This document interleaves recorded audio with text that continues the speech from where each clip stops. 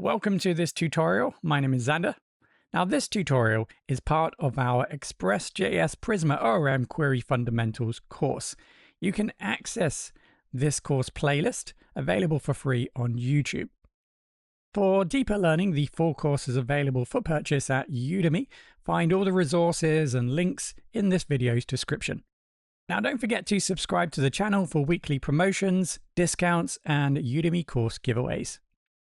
In the previous module, we learned how to set up the tooling in preparation for development, and we built two new containers, a database container and our application container. Now that we have everything set, we now need to actually start to build our database, and for that we're going to use Prisma Schema.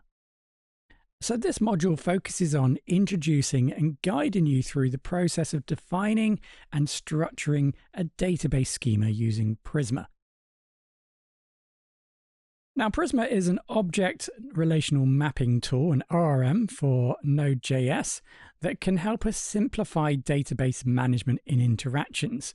So in this module, we'll learn and explore how to use Prisma schemas to define tables, data types, relationships, constraints, and then we will use this code that we generate to migrate to the database. So we will actually create these tables in our database. And from that point, we can then start to talk and think about how to insert data in the next module. So to summarize this module, it's a two-phase module. The first phase of this module, we learn how to create and structure Prisma models representing database tables. And then in the second phase, we will actually then migrate, apply these changes to our database to actually create the tables in our database. And then finally, we'll learn how to automate this process so that when we start a new container, we automate the process of creating the tables in the database.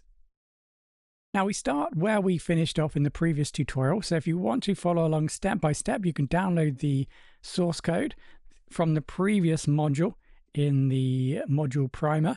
That's where we're going to start. And of course, all the source code the code that we generate in this module is available via the link connected to this tutorial.